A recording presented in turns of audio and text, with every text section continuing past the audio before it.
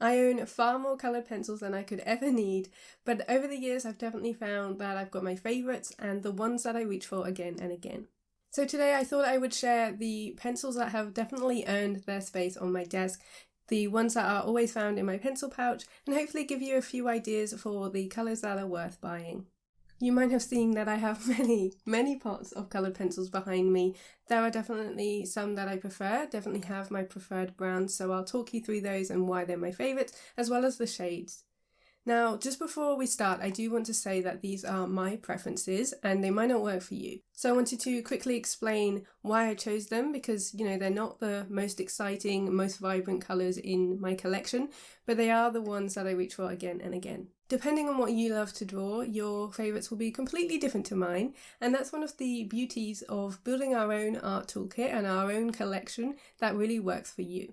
But hopefully this will be a useful video if you are building your collection from scratch or looking to add in a few really useful colours to your sets. I tend to draw a lot of landscapes and I'm hugely inspired by nature, so naturally I gravitate towards earthy greens, browns and more muted tones with pops of colour to finish things off. These are just the colours that have become my workhorses over the years and I've found that I've purchased again and again. I also use coloured pencils alongside gouache and watercolour, rather than on their own most of the time, so I love colours that are brilliant for adding texture, shadows, adding on values and those little finishing details. These aren't necessarily the colours I'd recommend to everyone, just the ones that suit the way I like to work and hopefully give you inspiration for your own palette. So let's start with my favourite coloured pencils, which are the Caran d'Ache Luminance 6901. I do have quite a range of these that I've bought over the years, open stock, and really curated my selection rather than getting a huge multi-set. I have built up my collection slowly. But there are definitely ones that I reach for again and again, and these are my top used, as you can see from the amount of little pencil nubs that I have here. So first up is the Light Cobalt Blue 661. This is such a lovely light tone blue. I use this all the time for skies. Even if I'm not colouring in skies solidly, I will use this to suggest clouds and swoops and scribbles in the sky. It's also really helpful for water, of course, but it's a really lovely light tone that I've bought again and again. Next up is Olive Yellow 015. You might recognise some of these from my favourite videos where I share at the end of the year, and these have definitely been staples for, I think, maybe the last 5. This is perfect for grasses. I love to put this over some of my gouache for pencil lines, but also use it on its own to show lawns and bright green meadows. It's a really nice warm green and definitely one that works really well with other greens. Talking of, the next one I want to recommend is Dark Thalocyanine Green 719. This is a really dark tone green, the darkest green that I've found from other pencils, and I really like this one, paired with the olive yellow I mentioned and the other green I'm going to talk about in a minute. This is great for adding dark values to trees, so I often use it for leaves and really darker shadows within my landscapes, whether that is for hedges and bushes or trees, and sometimes stems and flowers in the foreground too. The next one is a bit different, especially for nature work, but I've found I've reached for this a lot over the years, which is Anthraquinoid Pink 571. I bought this one actually on a whim quite a few years ago, but now I use it very often just as an extra pop of colour. I find this is really helpful for flowers or adding on little things in the foreground, but it's also great for highlighting edges, and I do like to put pops of colour in my landscape work. If I'm not using Neocolour, then I will use this one, and it's such a lovely warm pink. It's very mid-tone, but I find it works really well with my greens and blues. The next one is Terracotta 044, which again I've bought many of. This is a really lovely colour, and I find that it works well for neutrals. So I often use this to highlight stones and pathways within my landscape scenes. It's really warm, and again, it's more mid to dark, but I find that it just works with all of my other colours too, so I've definitely curated my palette, and this one works beautifully. So the other green that I mentioned, which is a mid-tone green, is Moss Green 225. Now I used to buy Chromium Oxide Green, but I actually prefer this one now, so I've started to replace them with this one. This one is just slightly warmer, and it's just a really nice mid-tone.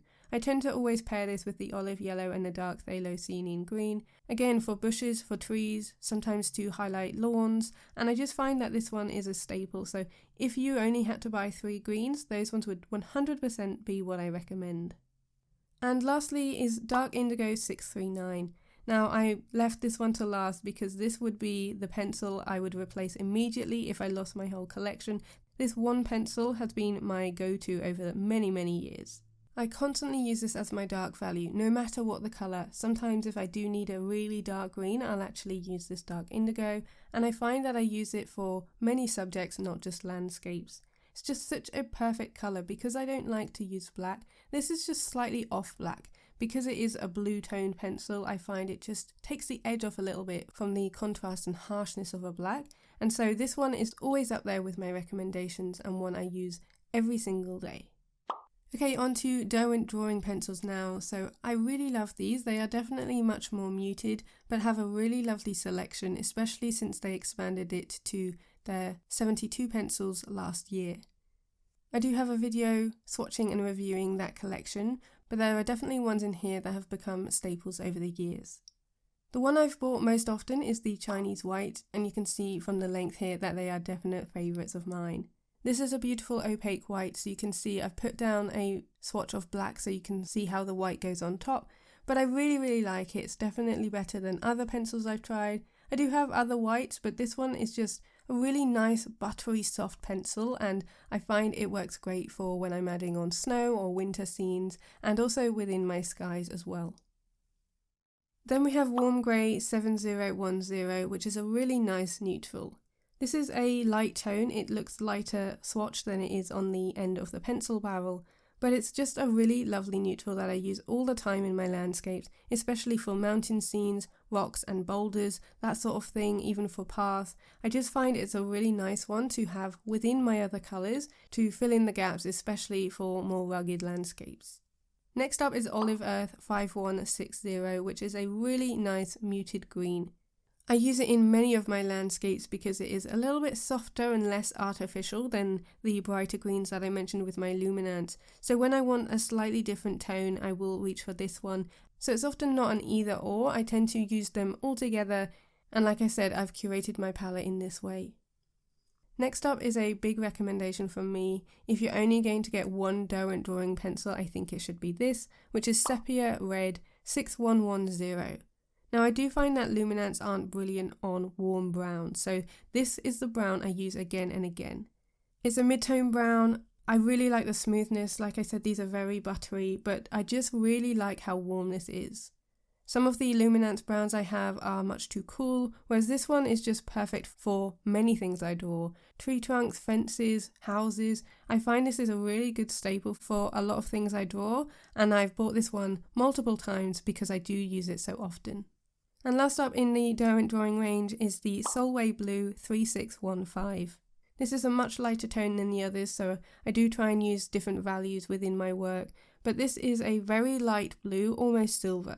I often use this in my skies for clouds, but also for water, so when I don't want it to be very blue, this is a great option, and it's also really good for blending.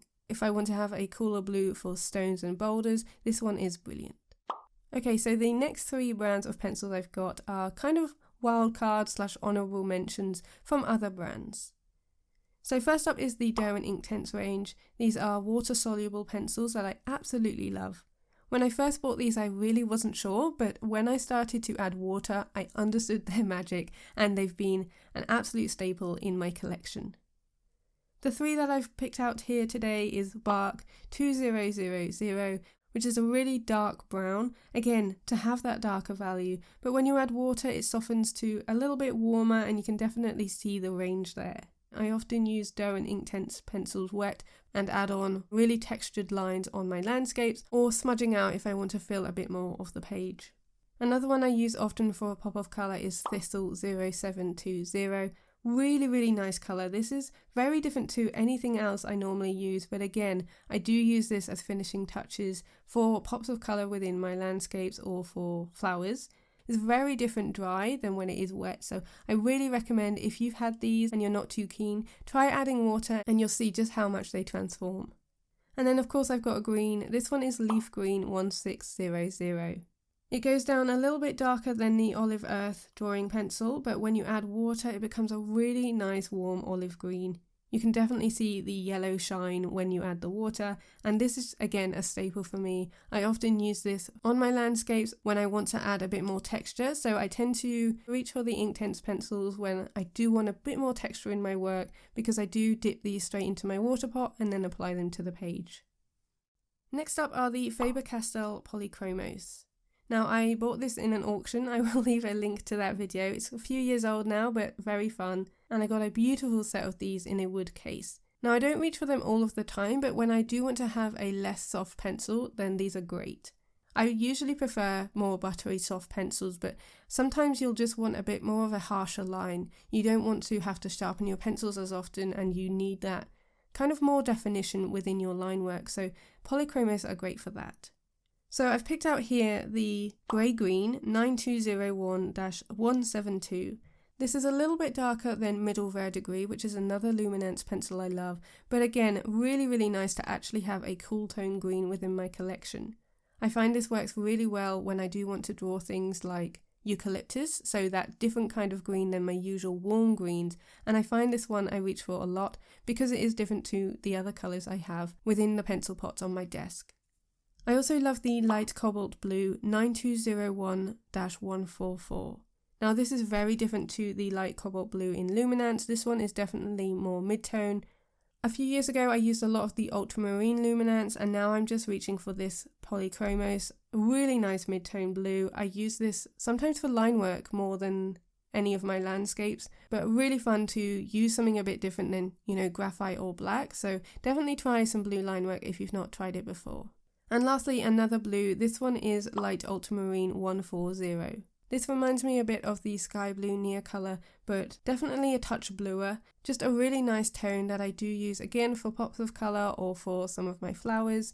It pairs really nicely with the light cobalt blue as well, and I just find these colours are very different to, like I said, the other ones in my collection, and I really like using them. And last up, I want to share 2 Holbein Artists coloured pencil shades. First up is Sepia 182. This is, again, another brown, but it's definitely much more cool toned. I find this helpful for adding on texture within tree trunks and logs and within my landscapes, but I do find this really helpful for adding on darker tones within some of my landscape scenes.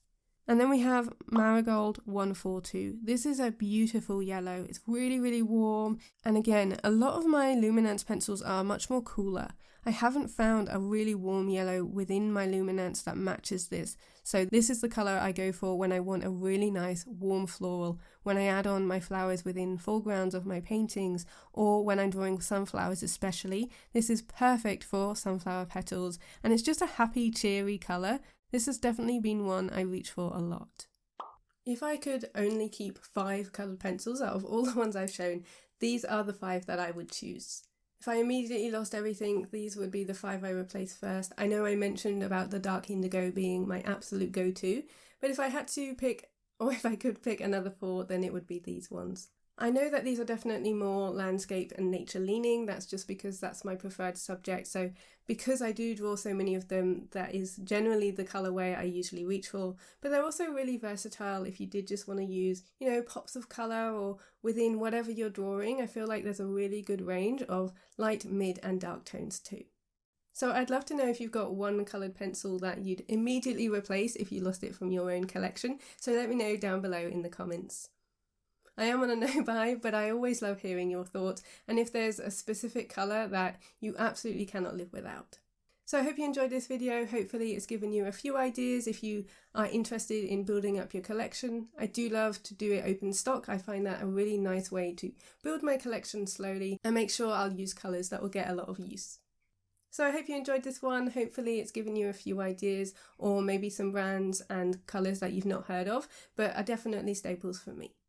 A huge thank you to my patrons as well. Without their support, I wouldn't be able to make these free YouTube videos, and a big thank you for watching.